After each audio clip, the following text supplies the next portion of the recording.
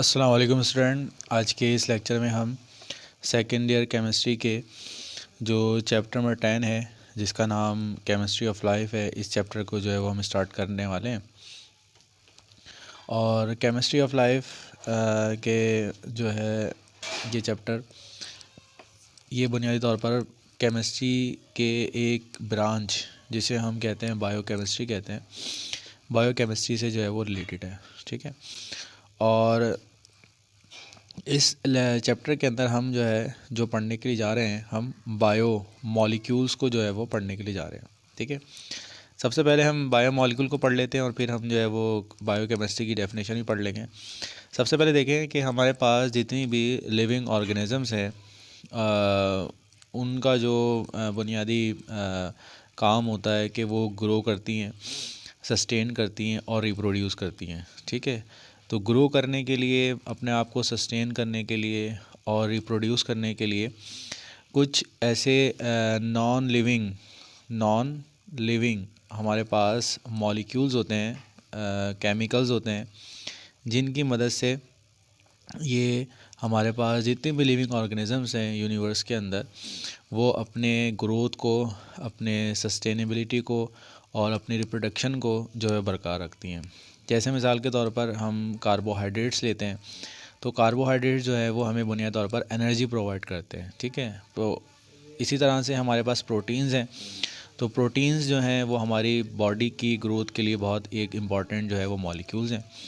और इसी तरह से वाइटामिन्स हैं, तो वाइटामिन्स जो होते हैं वो हमारे बहुत सारे बॉडी के अंदर जो ऑर्गन्स हैं उनके लिए जो है वो उनकी प्रॉपर वर्किंग के लिए जो है वो काम करते हैं। तो बायोमॉलिक्यूल्स बुनियादी तौर पर वो मॉलिक्यूल्स होते हैं जो आम तौर पर हमारी बॉडी के ग्रोथ के लिए, बॉडी की जो है वो सस्टेनेबिलिटी के लिए ये क्या होते हैं, ज़रूरी होते हैं। ठीक है।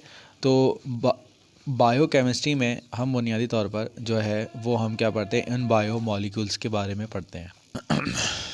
तो स्टूडेंट, बायोकेमिस्ट्री के अंदर हम जो है वो उन बायोमॉलिक्यूल्स के बारे में पढ़ते हैं और उन बायोमॉलिक्यूल्स का जो है वो मैंने फंक्शन बता दिया है कि वो बॉडी के अंदर जो है वो लाइफ जो है वो प्रोवाइड करते हैं। ठीक है।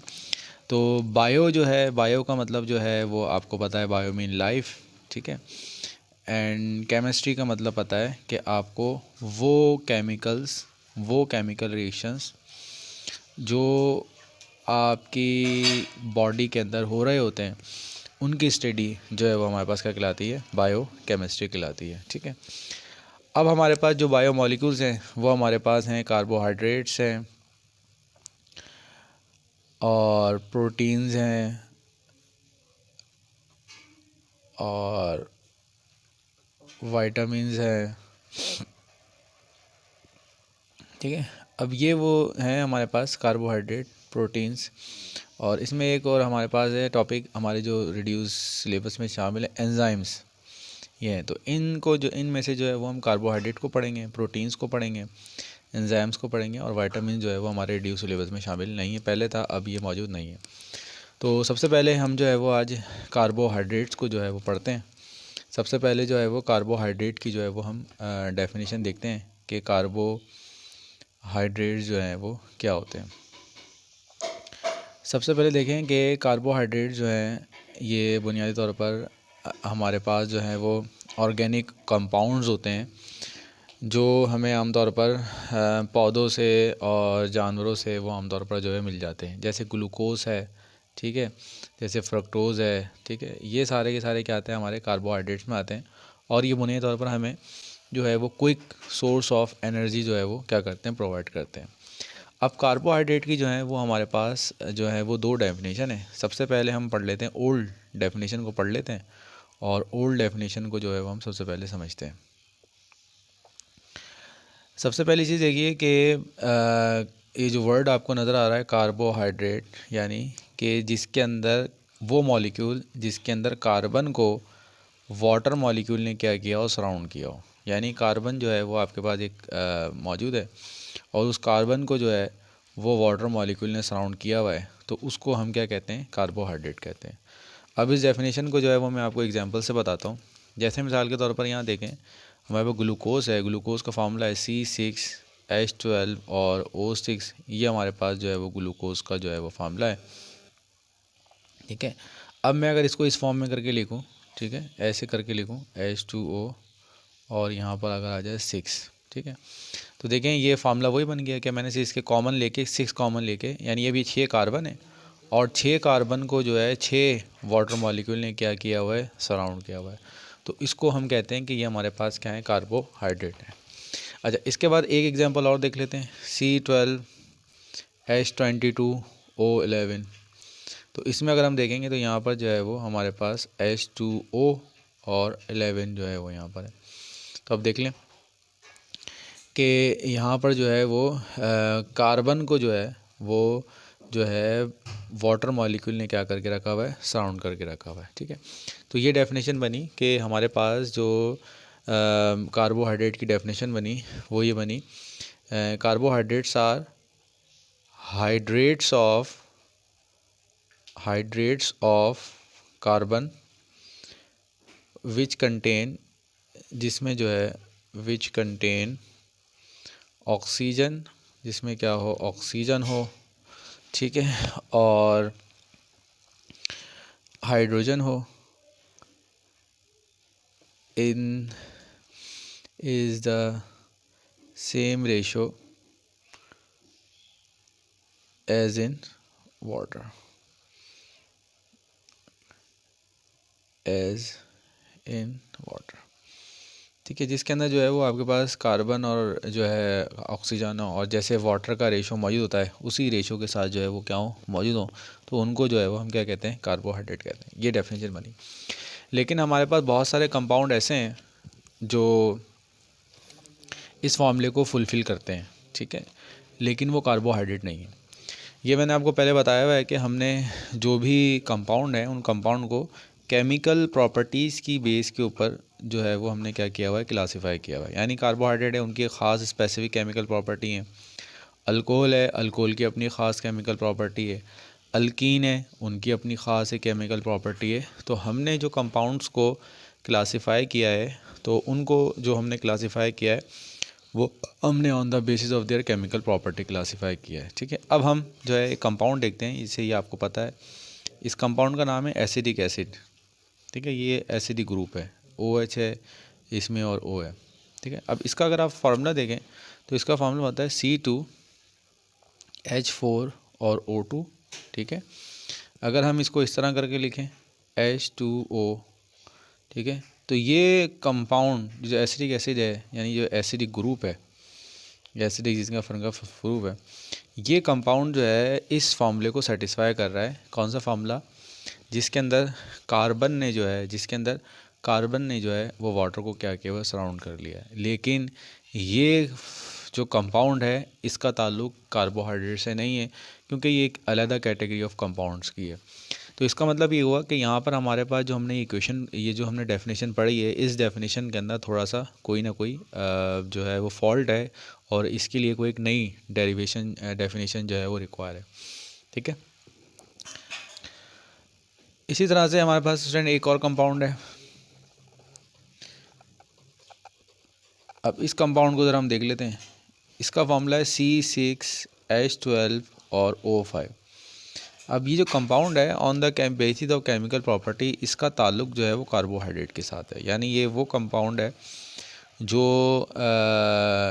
On the basis of chemical property इसका ताल्लुक कार्बोहाइड्रेट के साथ है। ठीक है, लेकिन जब हम इसके फार्मूले में देखते हैं तो फार्मूले में हमें नज़र आता है कि इसके अंदर जो इसका फार्मूला है वो इस कंडीशन को जो है वो फुलफ़िल नहीं कर रहा।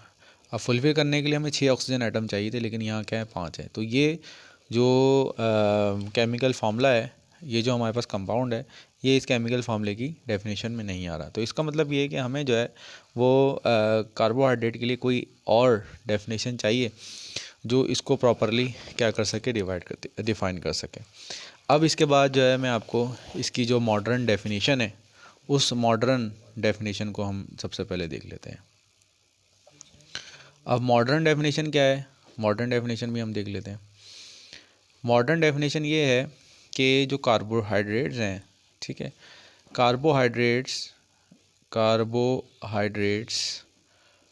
आर पॉलीहाइड्रोक्सी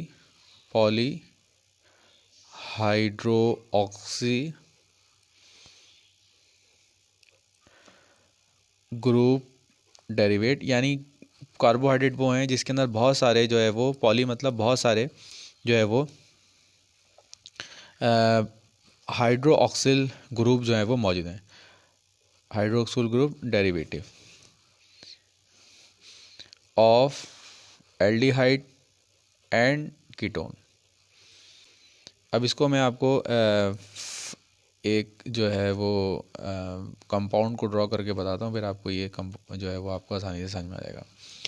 सबसे पहले देखें कि जैसे मिसाल के तौर पर ग्लूकोज है C6H12O6, ये हमारे पास जो है वो क्या है, हमारे पास एक केमिकल फार्मूला है जो आमतौर पर जो है वो ग्लूकोज का है। ठीक है, अब सबसे पहले देखें कि आपको पता है कि हमारे पास जो है जो भी केमिकल कंपाउंड्स होते हैं उनको जब हम पहचानते हैं तो हम उनके स्ट्रक्चर से पहचानते हैं। जैसे मिसाल के तौर पर अगर मैं यहाँ पर लिख दूँ CH3OH, ये अल्कोहल है। ठीक है, और इसी तरह से जो है वो एल्डिहाइड लिख दूँ, तो इस एल्डिहाइड को जो आप पहचानेंगे वो जब आप इसका स्ट्रक्चर देखेंगे तो स्ट्रक्चर देख के आप फ़ौरन पहचान जाएंगे कि एल्डिहाइड है या अल्कोहल है।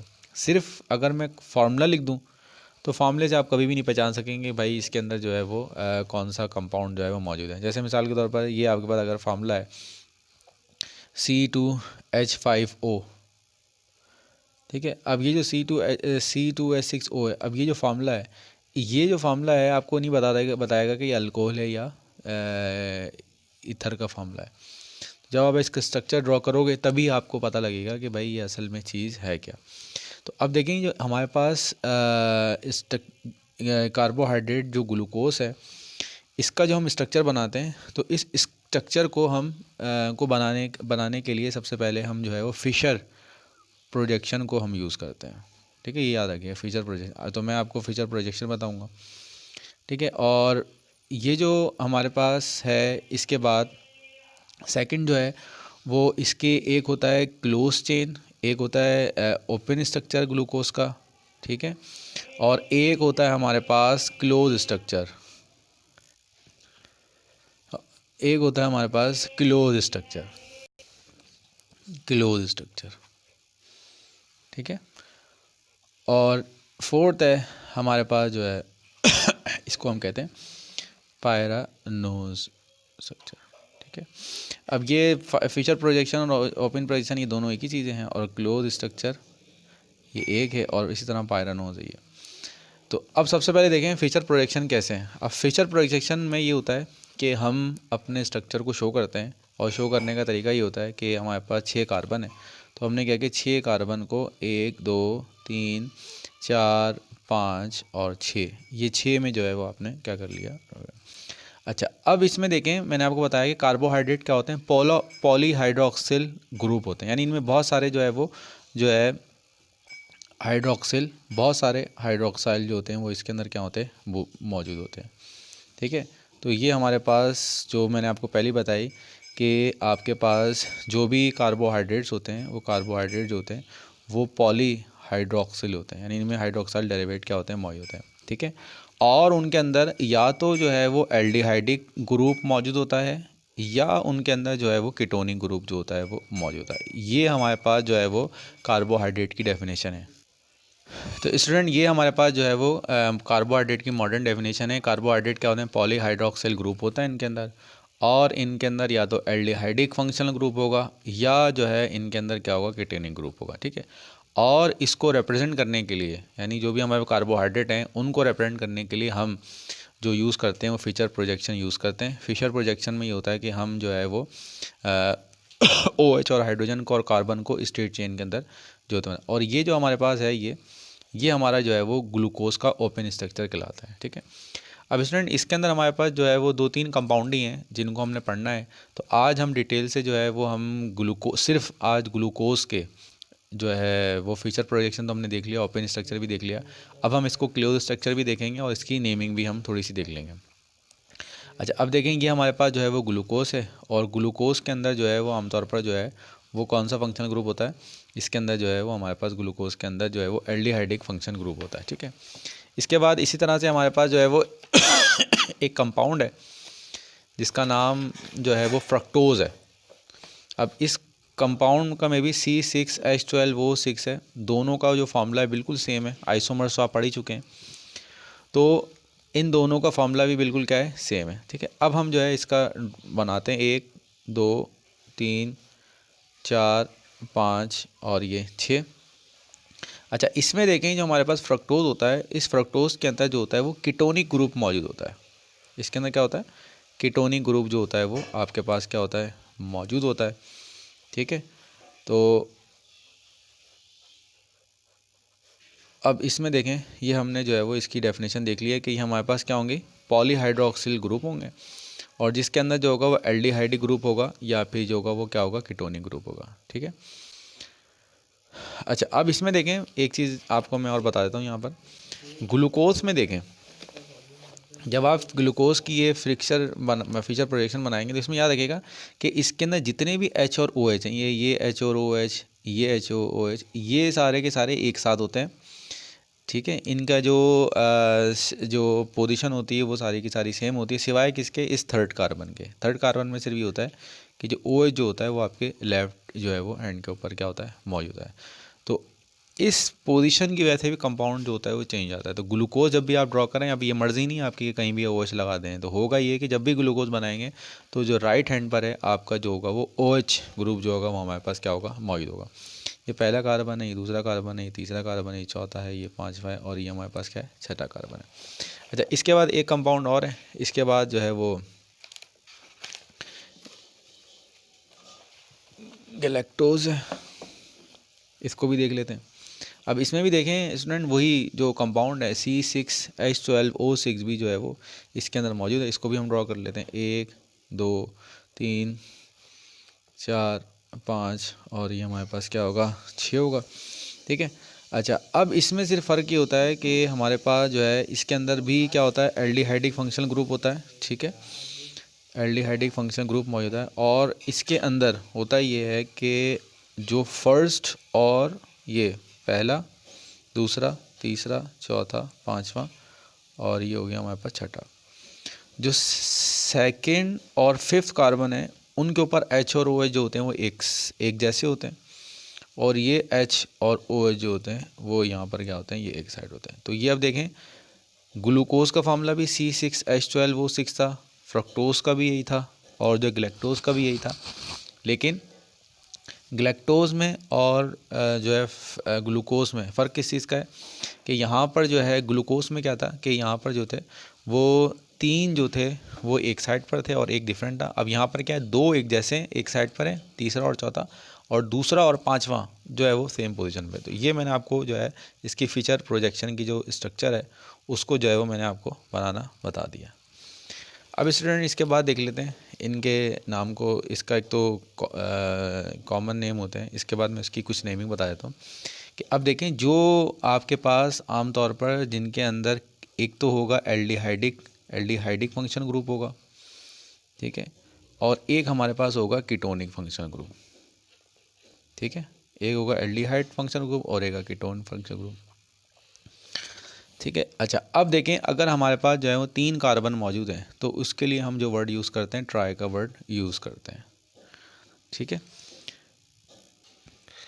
अच्छा जब हमारे पास 4 कार्बन होते हैं तो उसके लिए हम जो है वो टेट्रा का वर्ड यूज़ करते हैं, और फिर आपको पता 5 है तो 5 के लिए हम पेंट का वर्ड यूज़ करेंगे, और 6 हैं तो हम किसका वर्ड यूज़ करेंगे, हेक्स का वर्ड यूज़ करेंगे।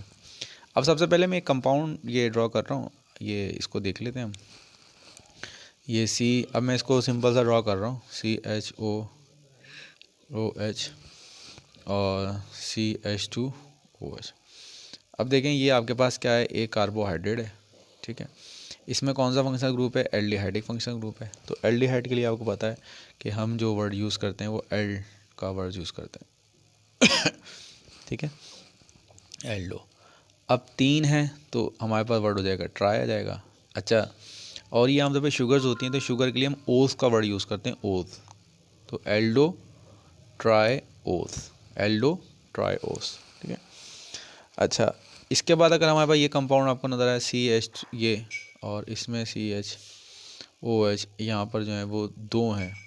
अब ये मैंने सिंपल सा ड्रॉ इसलिए किया है ताकि बड़ा बनाना ना बने, कि इसमें देखें लाइन के साथ एक है और फिर एक और नीचे, तो मैंने इसको 2 करके शो कर दिया।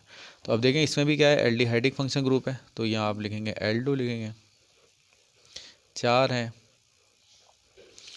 4 और टेट्रोस, एल्डो टेट्रोस। ठीक है। अब इसी तरह से जो है वो अगर हमारे पास जो है वो कीटोनिक फंक्शन ग्रुप अगर हमारे पास मौजूद है, जैसे मिसाल के तौर पर ये अगर हम देख लें CH2OH और ये कीटोन आ गया, और यहाँ पर जो है वो CH और OH और CH2OH। अब ये वही फ्रक्टोज ही है, कीटोनिक फंक्शन ग्रुप इसके अंदर मौजूद है। तो अब इसमें देखें कि आपको पता है कि इसके अंदर जो है वो फंक्शन ग्रुप कीट का है, तो यहाँ आप लिखें कीट, कीटो। अब 6 कार्बन है, हेक्स और ये देखो कीटो हेक्सोस। तो ये मैंने आपको इसके जो नाम जो है वो लिखना बता दिए सिंपल से कंपाउंड के अंदर। ठीक है। अब स्टूडेंट हम जो है वो जो भी हमारे पास स्टेट ओपन स्ट्रक्चर है उसको जो है वो हम बनाना सीख चुके हैं। अब हम जो सीखने वाले हैं वो हम इसका जो क्लोज स्ट्रक्चर है उस क्लोज स्ट्रक्चर को और पायरानोज के स्ट्रक्चर को हम जो है वो सीखने के लिए जा रहे हैं। अच्छा, इसको सीखने से पहले ना हम जो है वो सबसे पहले जो है वो एक मैं स्ट्रक्चर जो है वो यहाँ ड्रॉ करता हूँ ग्लूकोज का। ये CO और ये H है। ठीक है। आपको पता है 1 2 3 4 5 और ये 6 CH2OH। ठीक है।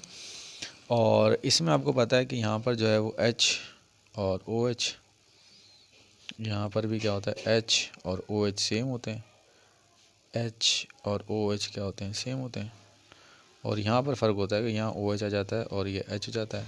तो ये तो आमतौर पर 6 कार्बन है, C6H12 और O6 जो है वो हमने इसके अंदर देख लिया, और इसका नाम जो है वो ग्लूकोज है।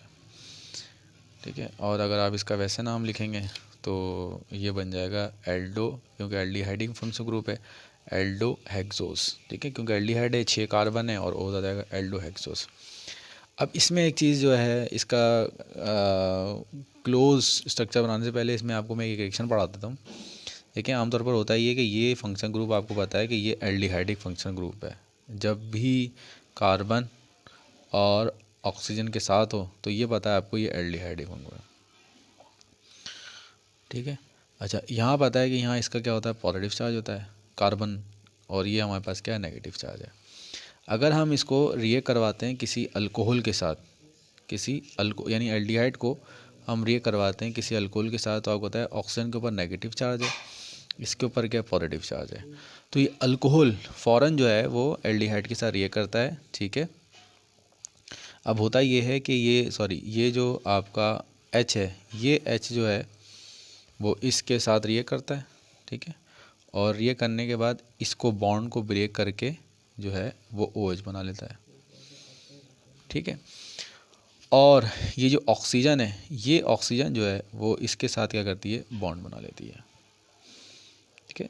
ये चीज़ है। ठीक है। यानी एल्डिहाइड जब अल्कोहल के साथ रिएक्ट करता है तो अल्कोहल के साथ रिएक्ट करने में होता ये है कि जो H है ये जो है एल्डिहाइड के O के साथ, और O जो है इस कार्बन के साथ जो है वो बॉन्ड बना लेता है। ठीक है। ये चीज़ मैंने आपको बताई। अच्छा, अब यहाँ पर देखें,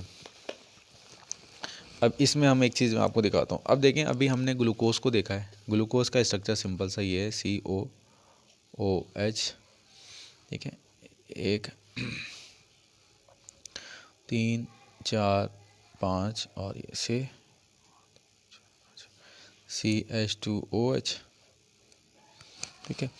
और यहाँ हमारे पास क्या है, OH है, यहाँ पर H है, यहाँ H और OH, OH और H, OH और H। अब देखें इसमें होता ये है कि जो मैं बताया कि यहाँ पर देखें ये कार्बन है, यहाँ पॉजिटिव होगा, यहाँ क्या होगा, नेगेटिव होगा। अब देखें जो फिफ्थ, ये पहला है, ये दूसरा, ये तीसरा, ये चौथा, ये पांचवा। ठीक है। तो इसमें जो होगा ये जो H है, ये H जब रिएक्ट करेगा बिल्कुल उसी तरह रिएक्ट करेगा जैसे अभी हम पढ़ गए हैं कि ये H जो है वो रिएक्ट करेगा किसके ऊपर, यहाँ पर। ठीक है। जब ये यहाँ पर रिएक्ट करेगा तो रिएक्ट करने की वजह से क्या होगा कि जो है H जो है वो इसके साथ बॉन्ड बना के ये बना लेगा इसको OH और ये H, ठीक है, 1 2 3 4 5 6 CH2OH, बाकी जितने भी हैं वो सेम रहेंगे, ये OH वैसे ही रहेगा।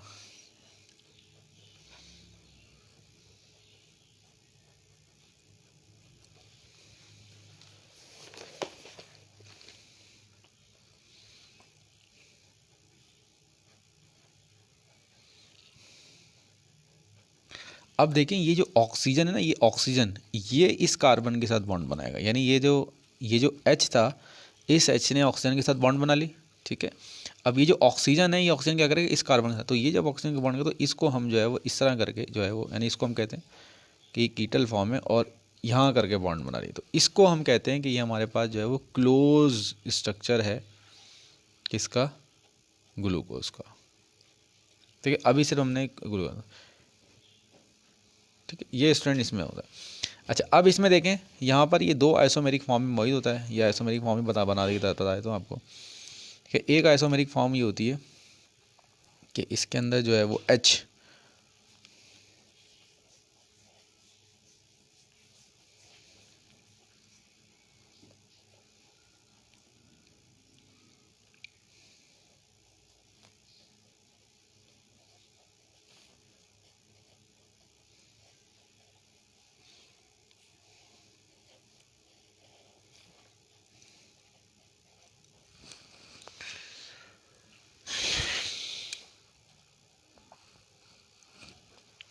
अच्छा अब इसमें देखें दोनों बिल्कुल सेम है, सिर्फ फ़र्क किस चीज़ का है कि इसमें जो है वो H यहाँ पर है, ठीक है, और इसमें जो है वो H11। तो ये वाली जो फॉर्म होती है जिसमें H यहाँ पर होता है, इसको हम कहते हैं अल्फ़ा फॉर्म, इसको हम क्या कहते हैं अल्फ़ा फॉर्म, और जहाँ यहाँ होती है तो इसको हम कहते हैं बीटा फॉर्म, ठीक है।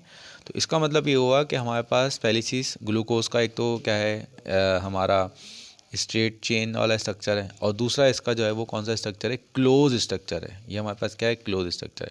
और क्लोज स्ट्रक्चर में हमारे पास जो है वो जो है जो कंपाउंड है वो हमारे पास अल्फ़ा और बीटा की फॉर्म में जो होता है वो आमतौर पर क्या होता है मौजूद होता है, ठीक है। ये स्टूडेंट यहाँ तक देख लिया। अच्छा अब इसके बाद एक छोटी सी चीज़ रह गई है, इसका जो होता है पायरानोज स्ट्रक्चर, पायरानोज फॉर्म जो है वो हम बना दें, पायरानोज स्ट्रक्चर बना दें। अब पायरानोज स्ट्रक्चर बनाने का तरीका भी बिल्कुल सेम ही है, जैसे हम बेंजीन का स्ट्रक्चर बनाते हैं, यानी जैसे 6 कार्बन को बनाते हैं। तो सबसे पहले हम ये करते हैं कि देखिए मैंने इसको बैलेंस कर लिया, यहाँ से 1 2 3 4 5 और 6।